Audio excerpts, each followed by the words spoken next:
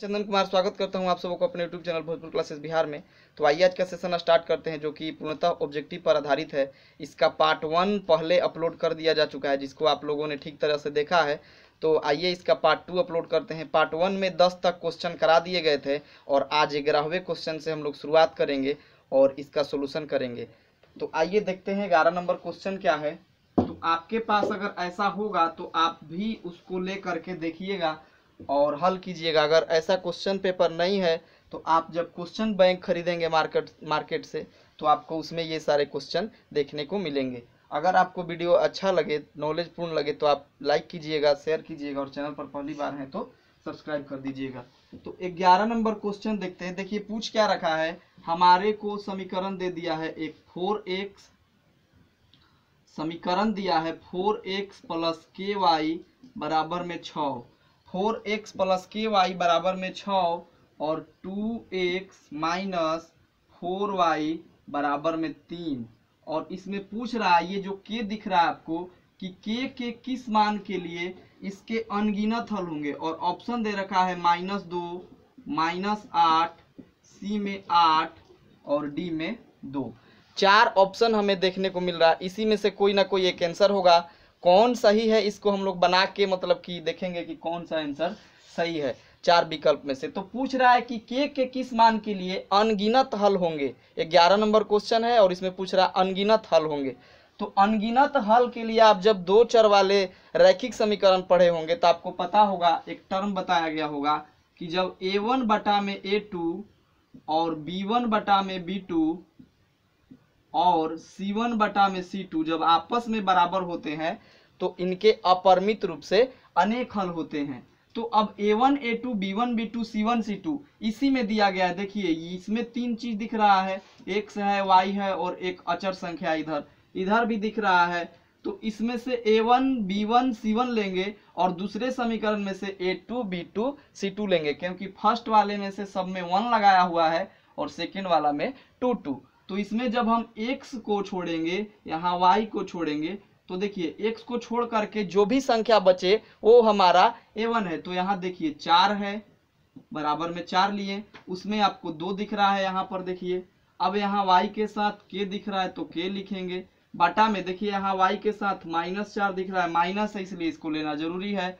बराबर C1 देखिए यहाँ 6 दिख रहा है तो 6 लिए। यहाँ आपको 3 दिख रहा होगा तो यहाँ हम 3 लेंगे। अब इसको काट रहे हैं तो कट रहा है तो काट देंगे। 3 दूनी के 6, 2 दूनी के 4। तो देखिए बोथ ऑफ साइड यानी दोनों साइड 2 बचा हुआ है, तो हम किसी 2 को लेकर के इसका सोल्यूशन कर सकते हैं। तो k बटा में -4 बराबर इस वाले 2 को लेते हैं। तो जब k का सोल्यूशन करेंगे तो ये जो 4 माइनस में दिख रहा है, माइनस में है और साथ में बटा में है, तो बटा वाला जब संख्या उस साइड में जाता है तो क्या हो जाता है, गुना। तो 2 गुना -4, तो k बराबर कितना आ गया, -8। इस क्वेश्चन का सही आंसर है -8, यानी विकल्प बी इसका सही आंसर है। तो ऐसे क्वेश्चन को सॉल्व करके आप उत्तर देंगे तो आपका उत्तर 100% सही होगा, जिसमें आपका एक भी मार्क्स कटने वाला नहीं है। तो आइए 12 नंबर क्वेश्चन देखते हैं। 12 नंबर क्वेश्चन जो है AP से आया हुआ है, इसलिए आपको सब सब्जेक्ट ध्यान से पढ़ना है और बेसिक चीज को समझते हुए पढ़ना है। तो 12 नंबर क्वेश्चन क्या है, 12 नंबर क्वेश्चन दे रखा है एक AP। वो AP देखिए है 6, 13, 6 के बाद 13 है और 20 है, डॉट डॉट 216 का मध्य पद है। आपसे पूछ रहा है इसके बीच वाला पद बताएं। ऑप्शन दे दिया है 118, ऑप्शन बी में दिया है 104, ऑप्शन सी में दिया है 111, ऑप्शन डी में दिया है 125। आप जब क्वेश्चन बैंक लेंगे तो आपको ये सभी क्वेश्चन तो मिलेंगे, लेकिन इसके डायरेक्टली आंसर आपको मिलेगा, उसमें उसका सॉल्यूशन नहीं मिलेगा। इसलिए आपको बता दिया जा रहा है ताकि आप इसको अच्छे से सीख पाएं। तो देखिए एपी के क्वेश्चन को कैसे सॉल्व करते हैं। तो जो पहला पद है इसको a मानते हैं, तो a बराबर कितना दे रखा है, 6। अब इसके जो पदों में डिफरेंस होता है, अंतर होता है, देखिए 6 से 13 हुआ है यानी 7 बढ़ा है, 13 से 20 हुआ है यानी 7 यहाँ भी बढ़ा है। तो d बराबर हम ले सकते हैं 7। जितना बढ़ता है या घटता है वही हमारा डिफरेंस होता है, तो उसको हम डी से सूचित करते हैं। और जो लास्ट में ये 216 दिख रहा है, इसको लास्ट वाला पद हम ए एन बराबर ए एन से सूचित करते हैं। कितना दे रखा है? 216।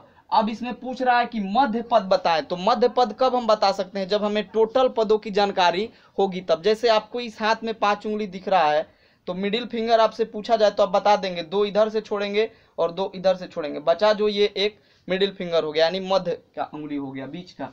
तो इसमें सब कितने पद हैं वो हमें पता लगाना होगा। तो पदों की संख्या ज्ञात करने के लिए, यानी एन, नंबर ऑफ टर्म कितने हैं, एन निकालना है। तो एन आपका इस सूत्र से निकल जाएगा, ए एन बराबर a plus n minus 1 into d, यही फॉर्मूला है। तो देखिए ए का मान दिया है 6, तो हम यहाँ रखेंगे 6 प्लस एन का मान नहीं पता है, यही निकालना है, तो एन माइनस 1, और डी का मान देखिए यहाँ आया है 7, तो रख देंगे 7। और देखिए दे रखा है एन बराबर 216। तो ये हो गया 6 प्लस, जब एन में 7 का गुना होगा तो 7 एन, और यहाँ माइनस 1 में जब 7 का गुना होगा तो माइनस 7 बराबर में 216। तो 7 एन, 6 में से 7 घटाएंगे माइनस 1 बराबर में 216। अब देखिए 7 एन बराबर क्या होगा? 216। और ये जो माइनस में एक इस साइड दिख रहा है, जब इसको उस साइड ले जाएंगे तो ये हो जाएगा प्लस में। अब हो गया कितना? 7 एन बराबर 216 और 1 217। 7 से काटेंगे तो 7 तिरिके 21 और 7 एकम 7। नंबर ऑफ टर्म यानी पदों की संख्या कितनी है? 31। तो अब आप बता सकते हैं कि इसमें बीच वाला पद कौन सा होगा। तो 31 है, तो 31 है तो इसके बीच का पद कौन सा हो सकता है? 16वां, क्योंकि 15 इधर छोड़ेंगे लेफ्ट में और 15 राइट में, तो 15 15 30 हो गया। तो एक जो बच रहा है उसको 15 में ऐड करेंगे तो हो जाएगा 16। अगर आप इसको लिख के लिखेंगे 1 2 3 4 ऐसे करके, तो आपको बीच में 16 दिखेगा, जो कि बीच का पद होगा। इधर 15 होगा और लास्ट में 31 आएगा, इधर 17 18 ऐसे ऐसे करके। तो इसका जो बीच का पद होगा 16वां होगा। तो हमें n बराबर 16 यानी 16वां पद ज्ञात करना है। तो 16वां पद के लिए a16 लिखा जाता है। ठीक, तो a16 के लिए हम सूत्र यूज करते हैं a प्लस 15 d। तो a का मान कितना दे रखा है? 6 और प्लस 15, d का मान है 7। तो 6 प्लस 15 7 105, 105 और 6 111। इस क्वेश्चन का विकल्प सी हुआ। तो इस प्रकार ऐसे क्वेश्चन को आप आसानी से सॉल्व कर सकते हैं। आपको बेसिक से बताया जा रहा है। तो आपको अगर सेशन अच्छा लग रहा हो तो लाइक का बटन दबाना ना भूलें, शेयर करें, और चैनल पर पहली बार हो तो सब्सक्राइब करना भी ना भूलें। तो ये था क्वेश्चन नंबर 12। अब आइए इससे अगला वाला देखते हैं।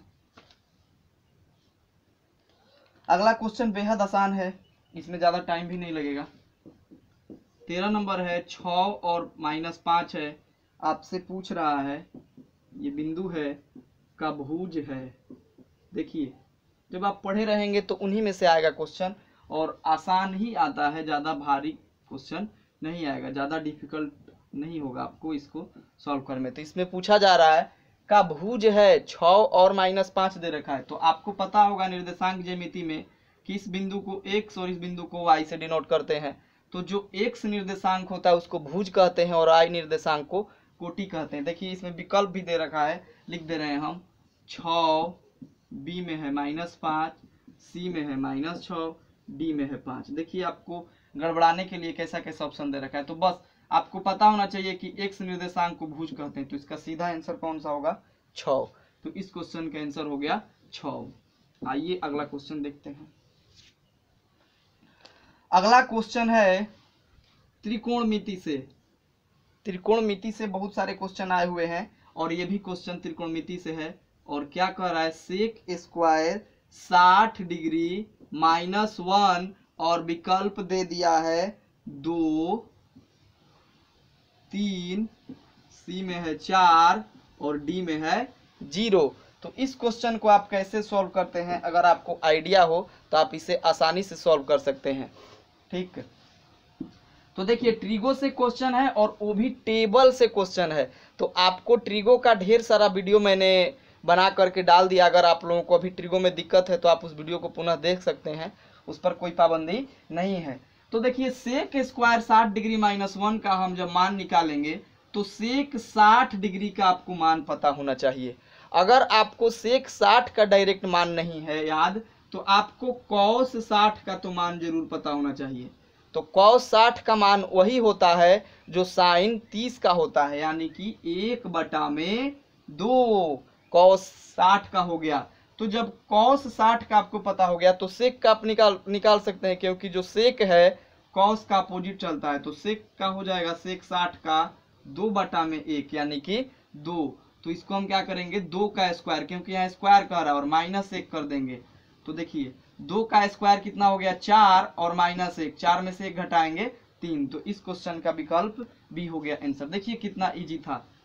तो आप हर चीज को आसानी से करते चलेंगे, सीखते चलेंगे, तो कोई दिक्कत होने वाला नहीं है। अगला क्वेश्चन देखते हैं। अगला क्वेश्चन है 15 नंबर।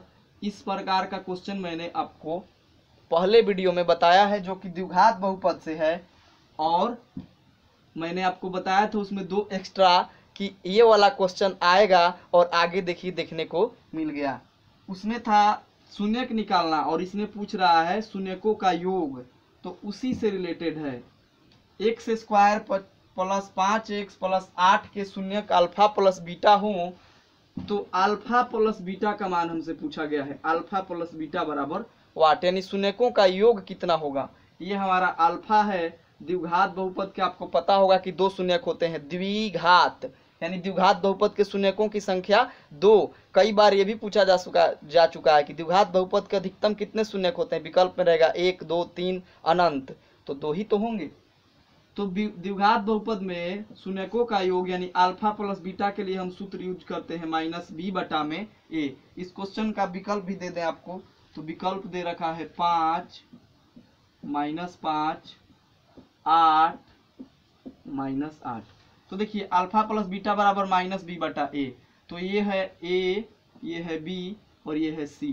तो हमें काम है b से, तो b के जगह पर देखिए संख्या क्या है 5, और यहाँ माइनस है सूत्र में, तो -5 रखेंगे। बटा में a, x स्क्वायर के बाद कोई संख्या दिख रही है क्या 1, 2, 3, 4?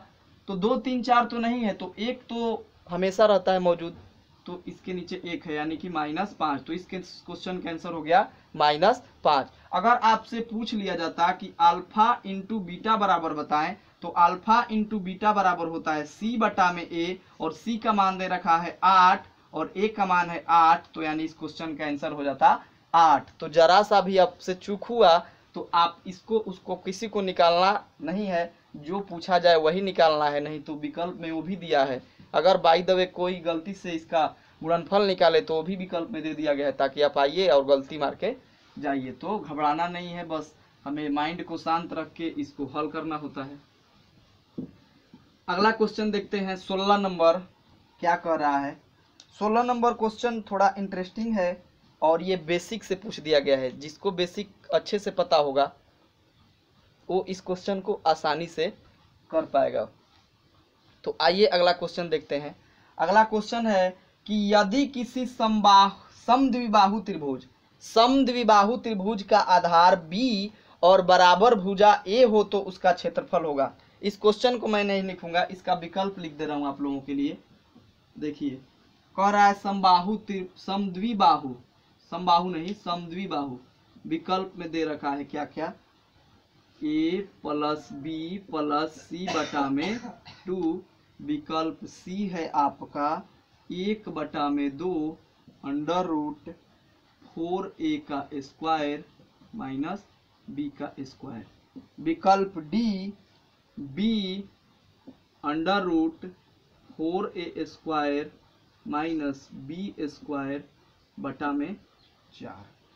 ये दे रखा है विकल्प, और क्वेश्चन कह रहा है कि एक समद्विबाहु त्रिभुज है जिसका आधार B है और बराबर भुजाओं की लंबाई A है। तो इसको तो हम बगैर त्रिभुज बनाए हुए सॉल्व ही नहीं कर सकते। तो समद्विबाहु त्रिभुज बनाएंगे। समद्विबाहु, सम मतलब बराबर और द्वि मतलब दो। जिस त्रिभुज की 2 भुजा बराबर हो उसे समद्विबाहु कहते हैं। तो ये दे रखा है बराबर भुजाएं A और A, इसका मतलब कि ये दोनों बराबर भुजा है। इसको ऐसे सूचित कर देते हैं जिनकी लंबाई A है, और बोल रहा है जिसका आधार B है, जिसका आधार B है। तो त्रिभुज का क्षेत्रफल पूछा जा रहा है। अगर समबाहु त्रिभुज होता तो उसका क्षेत्रफल होता है √3/4 a²। देखिए विकल्प कितना अच्छा अच्छा दे रखा है, a + b + c/2 दिया है। ये हीरोन के फॉर्मूला में यूज होता है अर्ध परिमाप निकालने के लिए, सेमी पर मीटर। और देखिए 1/2 दे रखा है, तो कितना लोग सोचेंगे त्रिभुज का क्षेत्रफल 1/2 आधार गुना ऊंचाई होता है 1/2 है, यही होगा शायद। ये लगा देंगे या इसको लगा देंगे, तो कौन आंसर सही है इसको हम कैसे पता कर सकते हैं। तो देखिए आपको पता है कि त्रिभुज का क्षेत्रफल होता है 1/2 आधार गुना ऊंचाई। तो इसमें आधार तो दे रखा है लेकिन ऊंचाई गायब है, तो इसका ऊंचाई निकालने के लिए हम यहाँ लंब खींच सकते हैं, ए बी सी दिया है तो हम यहाँ डी रख सकते हैं। ठीक, जहां पर लंब खींचेंगे, अब इस रेखा को एक कर देते हैं रचना से, और ये यहाँ बन गया समकोण। तो आपको पता होगा पाइथागोरस थ्योरम कि समकोण के सामने की भुजा ये हो गई कर्ण, ये जो AC हो गया कर्ण। अब हम एक त्रिभुज ADC देखेंगे, ADC बोलिए या ACD बोलिए। तो अब देखिए ये BC जो है पूरा लंबाई इसका B दिया है, तो यहाँ BD की लंबाई कितनी हो जाएगी B/2, और यहाँ DC की लंबाई कितनी हो जाएगी B/2। क्योंकि लंब डाल देने से AD इस पे लंब आ गया, तो इस भुजा को 2 बराबर भागों में बांट देगा, और 2 बराबर भागों में बांटते हैं तो बटा में 2 लगा देते हैं। जब आप इसको ऐड करेंगे तो ये B के बराबर आएगा। तो अब देखिए पाइथागोरस थ्योरम यहाँ पर काम आने वाला है, और पाइथागोरस थ्योरम ऐसा है कि जब से हम इसे सीखते हैं, यानी 7वीं क्लास से सीखते हैं, 7वीं क्लास में दिया गया है फर्स्ट बार में, उसके बाद जहाँ तक हम पढ़ते हैं वहाँ पाइथागोरस थ्योरम का प्रयोग हमें मिलता है। तो इस थ्योरम को आप हमेशा याद रखें। पाइथागोरस थ्योरम क्या है, तो कर्ण का स्क्वायर बराबर लंब का स्क्वायर प्लस आधार स्क्वायर। तो देखिए ये हमारा क्या हो गया, लंब हो गया, तो ये हमारा इस त्रिभुज में ऊंचाई का काम करेगा, लेकिन समकोण त्रिभुज में हम इसे लंब लेते हैं, तो इसी को निकालना है, यानी AD निकालना है। तो AD बराबर हम क्या करेंगे कि आपको पता होगा लंब या आधार निकालने के लिए कर्ण में से घटाया जाता है। तो कर्ण क्या दे रखा है, कर्ण हमारा है यहाँ AC, तो AC का स्क्वायर घटाएंगे क्या DC, तो DC का स्क्वायर, तो हो जाएगा AC का मान दे रखा है भाई A, तो A का स्क्वायर माइनस DC का मान दे रखा है B/2, तो इसको कोष्ट करके स्क्वायर करेंगे, तो ये रहा A² माइनस B का स्क्वायर, और बटा में 2 दूनी का हो गया 4। तो देखिए इसके नीचे छिपा है 1, 4 और 1 का एलसीएम कितना होगा 4, तो ये हो जाएगा 4A² माइनस B²। अब रूट में है ये, तो आपको पता होगा कि 4 का वर्गमूल होता है 2, तो 2 तो निकल गया, इनका वर्गमूल नहीं निकल पाएगा क्योंकि बीच में माइनस का चिन्ह है, तो ऊपर में हो गया 4A² माइनस B², जो कि ऊपर वाला रूट में होगा। तो हम त्रिभुज का ऊंचाई ज्ञात कर चुके हैं, जो कि AD हमारा इसमें देख रहा है ऊंचाई। तो इसको थ्योरम से हल करना था, देखिए कहाँ से क्वेश्चन पूछा हुआ है। तो इसीलिए चीज़ों को ठीक तरह से समझना, और समझना ही पड़ेगा, क्योंकि मैथ समझने का सब्जेक्ट है। आप हिंदी जैसा इसको नहीं याद कर सकते हैं। जैसे कि आप मान लीजिए किसी हिंदी के लेखक का याद कर चुके हैं नाम पाठ का, तो वो वही आएगा, यानी कि उसका तो फिक्स है कि ये नाम तो चेंज होने वाला नहीं है। लेकिन मैथ में क्या किया जा सकता है, संख्या को बदल दिया जा सकता है, क्वेश्चन को बदल दिया जा सकता है, बस वही रूल काम करता है कि उसी रूल से आप इसको हल कर सकते हैं। अंक बदल दिया जाए तो उसी को भी आप हल कर सकते हैं। तो त्रिभुज का क्षेत्रफल होता है 1/2 आधार गुना ऊंचाई। देखिए यहाँ लिखा गया है, तो आधार इसका था B, और ऊंचाई हम निकाल चुके हैं कितना, √4A², ये इस साइड का है, 4A² माइनस B²/2। तो देखिए ये 2 और 2 का गुना होगा तो कितना हो जाएगा 4, और यहाँ बचा है B, और रूट में 4A² माइनस B²। इस क्वेश्चन का आंसर कहाँ दे रखा है भाई, तो विकल्प डी में इस क्वेश्चन का आंसर रहा ये, जिसको मैंने आपको एकदम बारीकी से बताया ताकि आपको कोई भी चीज़ रटना ना पड़े, आप इसको समझ के सॉल्व करें। तो आइए क्वेश्चन नंबर 17 देखते हैं। 17 भी क्वेश्चन बहुत ही अच्छा क्वेश्चन है जिसे आपको आना चाहिए, और ये भी क्वेश्चन आपको 2 चर वाले रैखिक समीकरण से पूछा गया है। तो आप एक तो आपको पहले देखने को मिल चुका है, 11 नंबर जो हम लोग प्रश्न किए हैं याद कीजिए, वो भी रैखिक समीकरण से था, 2 चर वाला रैखिक समीकरण। और ये वाला प्रश्न भी रैखिक समीकरण से है। यहाँ भी दे रखा है, कौन सा क्वेश्चन नंबर है ये, 17 नंबर पर अब हम लोग पहुंच चुके हैं। आप अपने कॉपी और पेन के साथ बैठे और आप भी इसको मेरे साथ करते चलें, लिखते चलें, बनाते चलें। x माइनस 2y बराबर देखिए दे रखा है 3, और एक और समीकरण है 3x plus ky, 3x plus ky बराबर में 1 दे रखा है, और पूछ रहा है कि k का एक ऐसा मान ज्ञात कीजिए जिसका अद्वितीय हल हो। और विकल्प देखिए क्या दे रखा है, विकल्प में दे रखा है k बराबर -6, b में k बराबर नहीं -6, c k बराबर 0, d में क्या दे रखा है, k बराबर नहीं 0। जब बराबर इसको पढ़ते, इसको काट दिया जाता है, इसको पढ़ते हैं बराबर नहीं, नॉट इक्वल पढ़ते हैं इसको। तो आइए इसको सॉल्व करते हैं। तो इसमें कह रहा है कि अद्वितीय हल हो, k का ऐसा मान ज्ञात करें जिसका अद्वितीय हल हो। तो अद्वितीय हल के लिए सूत्र क्या है भाई, तो अद्वितीय हल के लिए a1 बटा में a2 बराबर नहीं b1 बटा में b2। इसी थ्योरम पर ये सॉल्व हो जाएगा। तो देखिए a1 यहाँ से लेंगे, पहले समीकरण में a1 b1 c1 और दूसरे समीकरण में a2 b2 c2। तो हमें a1 यहाँ x के पास से लेना होता है, तो यहाँ x के पास कुछ नहीं है तो 1 है, बटा में a2 कितना है भाई, तो 3 है, बराबर नहीं, तो बराबर नहीं का चिन्ह देंगे। देखिए यहाँ पर है b1 का मान यहाँ है -2, इसमें से b1 निकला। b2 का मान यहाँ y को छोड़ेंगे तो क्या दिख रहा है k।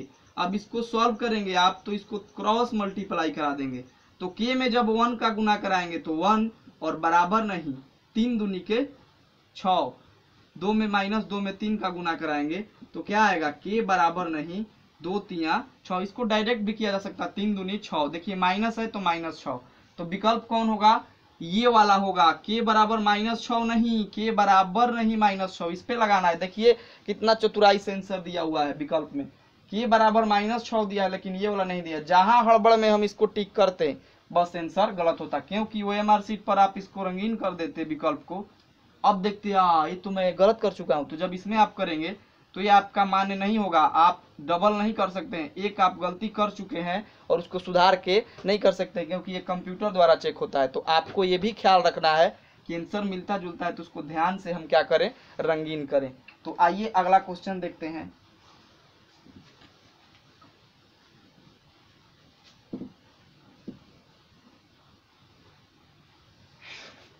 सेशन अगर आपको अच्छा लग रहा है तो लाइक का बटन दबाएं और चैनल पर पहली बार हो तो सब्सक्राइब करें।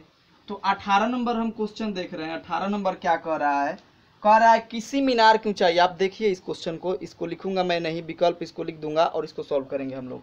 देखिए a बराबर दिया है 5 मीटर, b बराबर दिया है 8 मीटर, c बराबर दिया है 7 मीटर और d बराबर दे रखा है 10 मीटर। ये हाइट एंड डिस्टेंस का क्वेश्चन है जो कि ट्रिगो से ही है, हाइट एंड डिस्टेंस।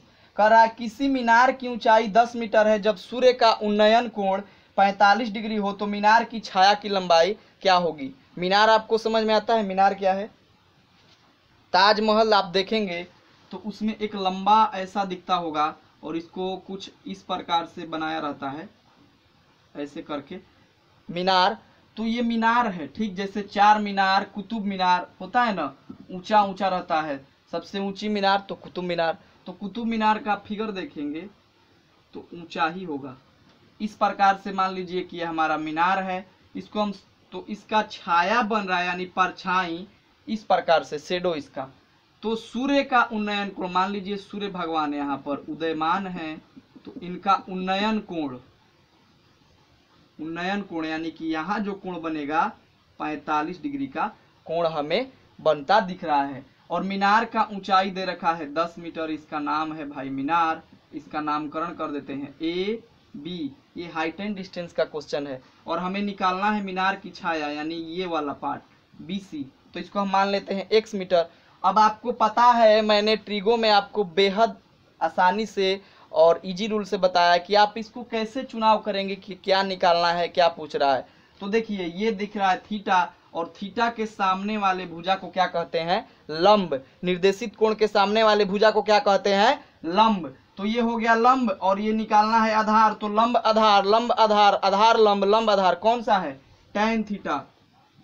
कौन सा फॉर्मूला लगाएंगे? tan theta. ये जानना जरूरी है कि यहाँ कौन सा फॉर्मूला लगेगा। तो भाई दिख रहा है कि ये सामने वाला लंब है और ये नीचे वाला आधार है, तो लंब आधार का फॉर्मूला tan में होता है। tan थीटा बराबर हमारा होता है लंब बटा आधार। तो लंब हो गया AB और आधार हो गया BC। तो tan 45 डिग्री का मान यहाँ हल कर देते हैं। देखिए tan थीटा बराबर AB बटा BC। तो tan कितना का मान रखेंगे? तो थीटा के जगह पे हम रखेंगे 45 डिग्री। तो tan 45 डिग्री बराबर AB का मान है 10 और BC माने है x। 45 डिग्री tan का मान होता है 1 और यहाँ देखिए दिया रखा है 10 बटा x, इसके नीचे छिपा है 1, क्रॉस मल्टीप्लाई कराएंगे x बराबर 10 मीटर। क्वेश्चन का आंसर आ गया डी, ये हमारा विकल्प सही है। तो ऐसे क्वेश्चन भी पूछे जाते हैं आपसे। तो आशा करता हूं कि आप लोगों को ये समझ में आया होगा। तो आइए अगला क्वेश्चन करते हैं।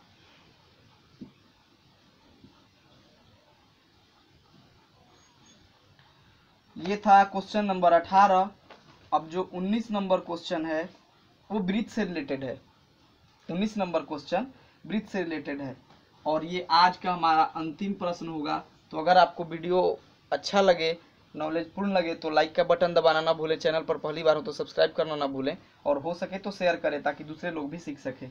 किसी वृत्त के केंद्र से 5 सेमी दूर स्थित बिंदु ए से वृत्त पर खींची गई स्पर्श रेखा की लंबाई 4 सेंटीमीटर है। तो वृत्त की त्रिज्या है, यहाँ पर वृत्त की त्रिज्या पूछा जा रहा है और विकल्प मैं आप लोगों को लिख के दे रहा हूं। 7, बी में है 6, सी में है 3 और डी में है 4। ये रहा 19 नंबर क्वेश्चन जो कि वृत्त से रिलेटेड है। किसी वृत्त के केंद्र से 5 सेंटीमीटर दूर पर स्थित बिंदु ए से वृत्त पर खींची गई स्पर्श रेखा की लंबाई 4 सेंटीमीटर है। तो वृत्त की त्रिज्या ज्ञात करें। आइए पहले हम बना लेते हैं वृत्त। ये हो गया हमारा वृत्त। इसके कहाँ पूछ रहा है? केंद्र से 5 सेंटीमीटर दूर, केंद्र से 5 सेंटीमीटर दूर वृत्त पर खींची गई स्पर्श रेखा की लंबाई 4 सेंटीमीटर है। देखिए इसको हम खींचेंगे इस प्रकार से और इसकी स्पर्श रेखा यानी यहाँ से लाते हैं इसको और इसको मिलाते हैं यहाँ पर, ठीक। तो अब देखिए इसको हम मिलाएंगे यहाँ पर। क्यों? क्योंकि आपको पता है कि केंद्र से जब पूरा एक रेखा खींची जाती तो ये हो जाता है व्यास और केंद्र से आधी रेखा खींची जाए तो ये होता है त्रिज्या और हमें निकालना भी है त्रिज्या। इसको मान लेते हैं O और इसको मान लेते हैं A और इसका लंबाई दे रखा है भाई 5 सेंटीमीटर और इसका दे रखा है भाई 4 सेंटीमीटर। अब पूछ रहा है वृत्त की त्रिज्या बताएं तो OA इसको रख दें तो इसको रखते हैं B। तो देखिए आप ध्यान से, आपको यहाँ समकोण त्रिभुज बनता दिख रहा होगा। देखिए इस एंगल से देखें तो अगर मैं इसको ऐसे कर दूं तो ये बन गया 90 डिग्री का कोण और ये 90 डिग्री के सामने वाला भुजा होता है कर्ण और इसको आप मान सकते हैं लंब, यानी हमें निकालना है आधार। तो पाइथागोरस थ्योरम यहाँ भी आ गया भाई। तो पाइथागोरस थ्योरम लगाएंगे तो यानी कि हमें निकालना है OB। तो OB के लिए हम क्या सूत्र लगाएंगे? OB के लिए क्या करेंगे? OB निकालना है तो कर्ण हमारा ये रहा यानी AB के स्क्वायर में से घटा देंगे OA का स्क्वायर और इसको रूट में रखेंगे।